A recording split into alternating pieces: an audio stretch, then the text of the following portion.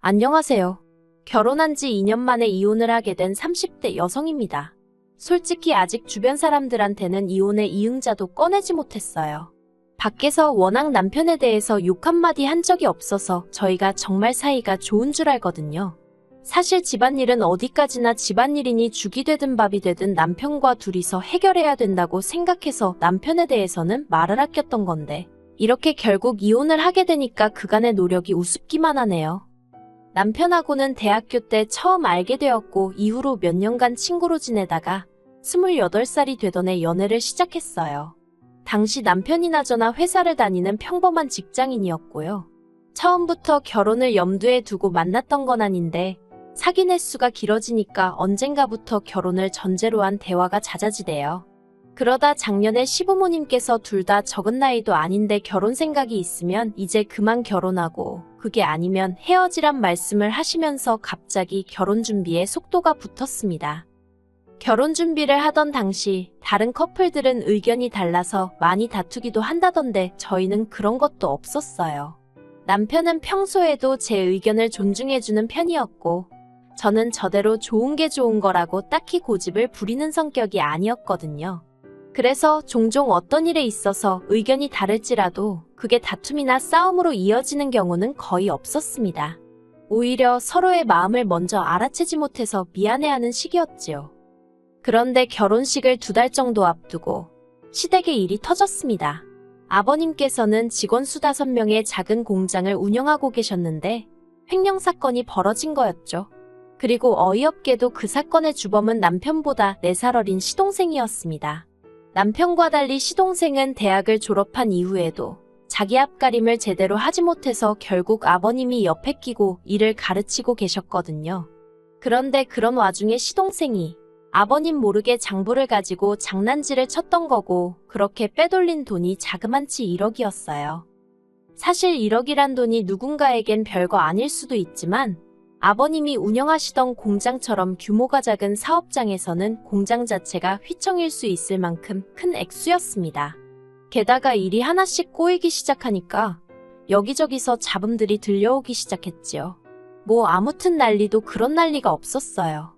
그리고 여자의 직감이라고 해야 할지 결혼을 앞두고 그런 일이 터졌다는 게 왠지 불길했었거든요.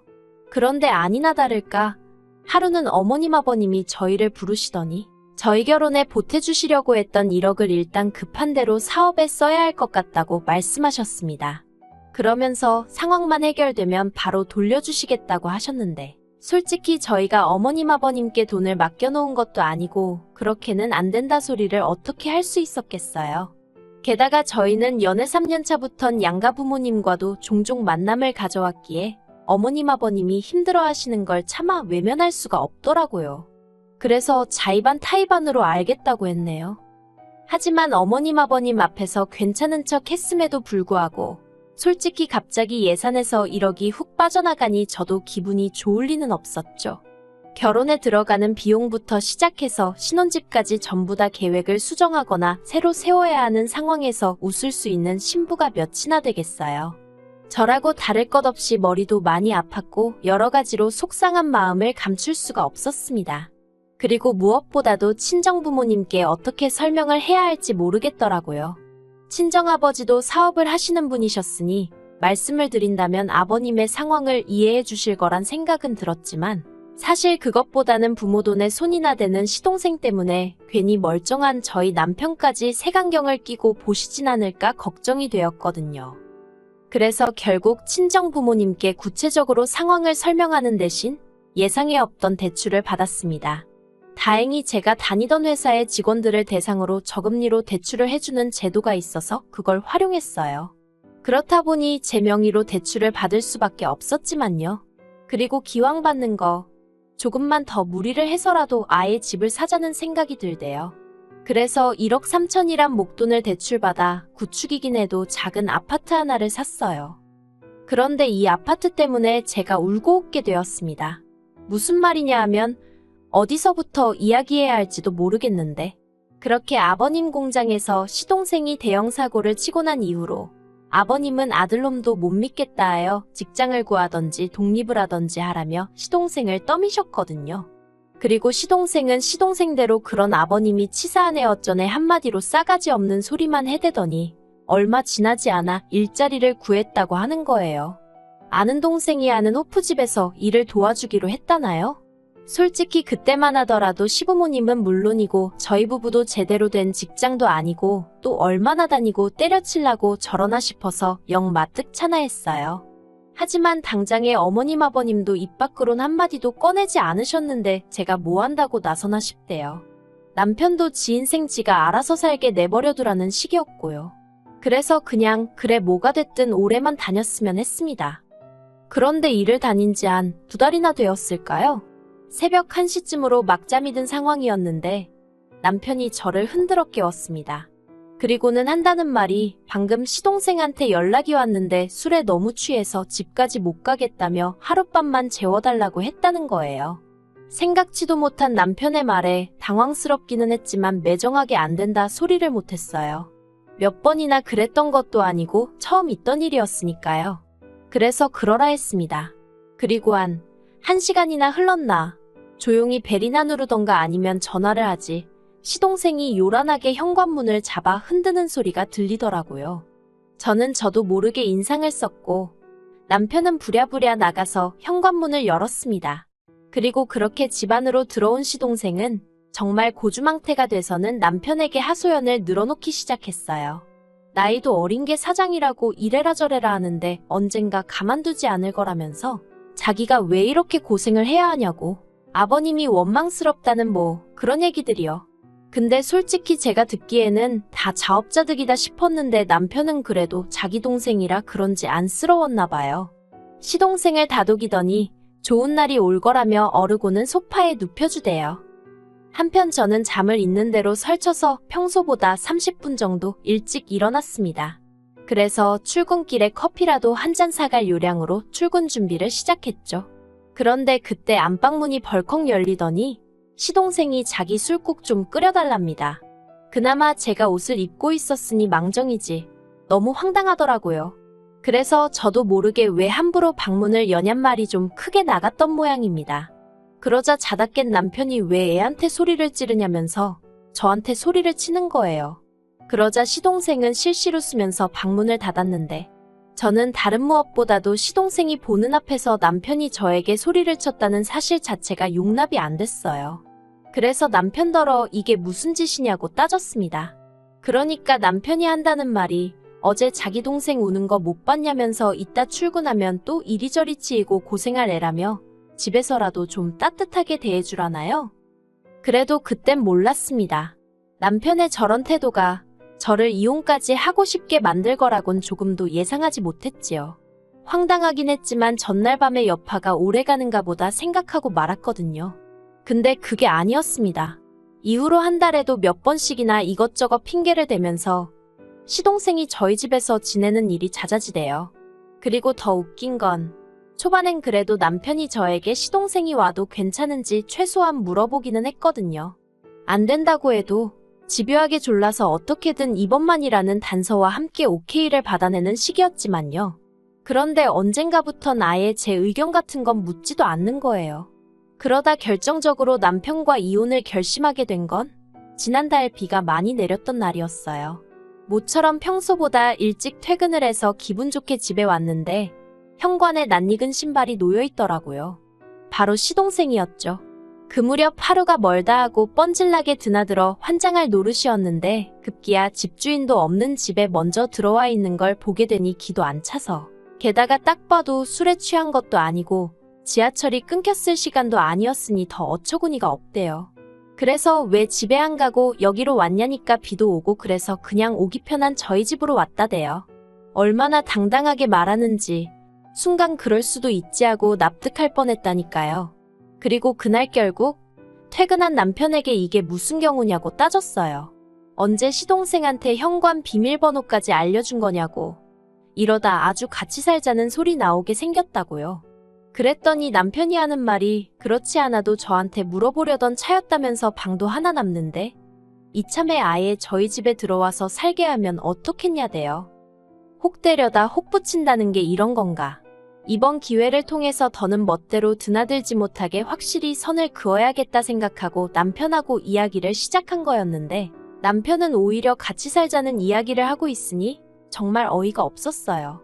그래서 제가 같이 살긴 누가 누구랑 같이 사느냐고 절대 안 된다고 했죠. 그랬더니 밖에서 시동생이 엿듣고 있기라도 했던 건지 현관문이 쾅 닫히는 소리가 나더라고요.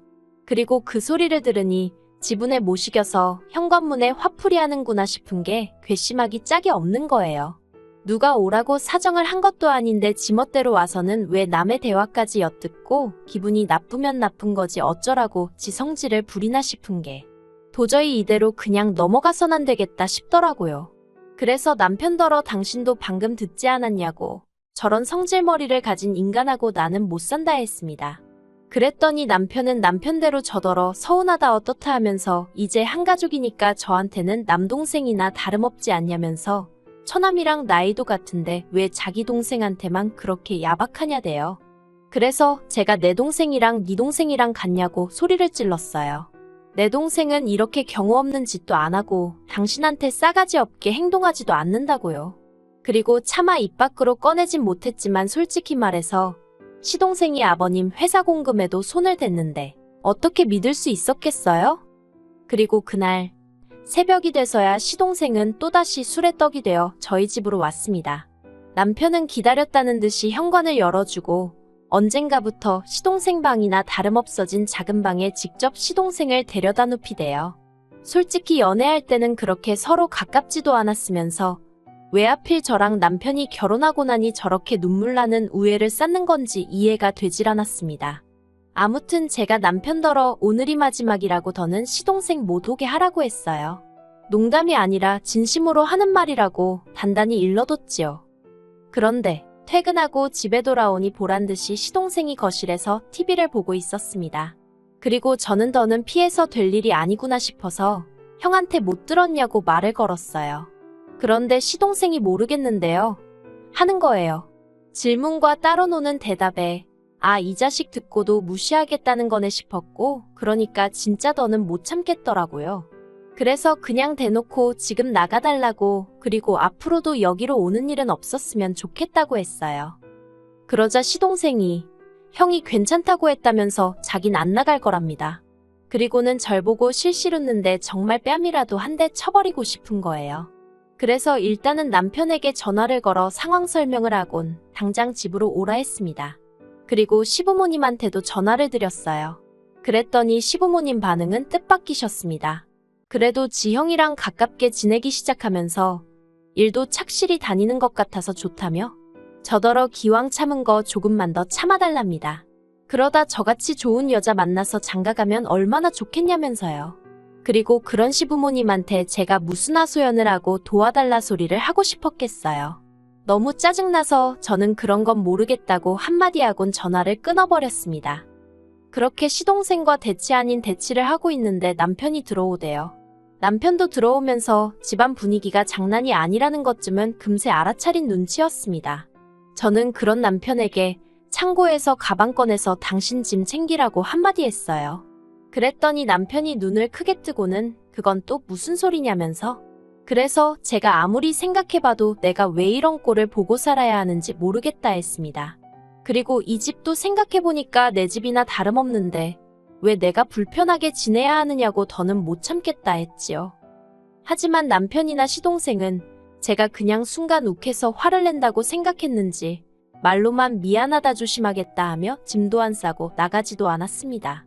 그리고 저는 시동생은 그렇다 쳐도 남편의 그런 태도에서 더는 어떤 희망도 볼 수가 없었죠. 그래서 이튿날 부동산에 아파트를 내놨어요. 집값이 80% 이상이 제 돈이었기에 제 명의로 샀던 제 아파트였으니까요. 남편이나 시동생에게 아파트를 내놨다는 말은 하지 않았어요. 지들도 황당한 게 어떤 건지 한번 겪어봐야 정신을 차리지 싶었거든요. 그리고 2주 후에는 그 누구도 모르게 아파트를 팔아버렸습니다. 참고로 이사는 한 달 뒤였으니까 남편과 다툰 이후로 6주 정도를 더 같이 지내게 된 셈이었는데 그 사이에도 시동생은 뻔질나게 제 집에 드나들었네요. 그런데 그때는 저도 모든 걸 마음에서 정리한 상황이었어서 그런지 그런 시동생을 보고도 아무 생각도 안 들었어요. 그리고 마침내 새로운 주인이 이사를 오기로 한 바로 전날 남편과 시동생에게 내일까지 짐 싸서 나가라 했습니다. 그랬더니 남편은 또 시작이냐며 신경질을 부리대요. 그래서 제가 마음대로 하라고, 어차피 이 아파트도 팔렸고 내일 새 집주인 오니까 그 사람한테 한번 데리고 살아달라고 부탁이나 해보던가 했습니다. 그리고 그제서야 남편도 제 표정을 보고는 장난이 아니라는 걸 알아챘는지 저더러 제정신이냐며 소리를 지르더라고요. 저더러 네가 뭔데 집을 멋대로 파냐면서. 그래서 내가 대출받아서 내가 갚고 있는 4명의 내 집인데 내 멋대로 팔지 누구 멋대로 파냐고 받아쳤습니다. 그리고는 겨우 3천도 못 보탠 게 동생까지 데려오냐고, 염치가 없어도 이렇게 없냐고 소리를 질렀네요. 그리고는 결국 싸움은 개싸움이 따로 없다 싶을 만큼 서로 악담을 주고받는 식이 되었고, 급기야는 남편이 저더러 아파트 계약 취소하라고 안 그러면 이혼이랍니다. 이혼 소리를 제가 먼저 하려고 했는데 선수를 뺏겨서 얼마나 아쉽던지. 그래서 제가 누가 할 소린 줄 아냐고, 이혼 생각도 없이 아파트를 팔았겠냐고 응수했어요. 그랬더니 남편이 당황한 표정으로 누가 진짜 이혼하겠냐면서 저더러 정말 왜 이러냐고 좀 이성을 되찾으라는 헛소리를 하대요. 하지만 이내 이튿날이 되었고 저는 이삿짐 차를 불러 제 짐을 싹 뺐습니다. 그리고 남편은 그런 저를 보고 망연자실했더군요. 그런데 눈치 없는 시동생은 그런 남편더러 형수 성격 진짜 이상하다면서 제 험담을 하고 있었죠. 그리고 남편은 그제서야 자기가 뭘 잘못했는지 깨닫기라도 했는지 그런 시동생한테 쌍욕을 하더니 이게 다 너 때문 아니냐면서 정말 별꼴이더라고요. 그리고 지금은 남편하고 협의 이혼을 하려고 열심히 설득 중입니다. 남편은 이혼만은 못한다며 버티고 있는데 저는 이미 친정부모님께 상황까지 다 말씀드렸고 허락이랄지 아무튼 이혼하기로 결심한 상황이거든요. 그래서 남편이 그러던지 말던지 밀어붙일 거예요. 다만 소송을 하면 하염없이 길어질 게 뻔하니까 어떻게든 어르고 달래서 협의 이혼으로 끝내고 싶네요.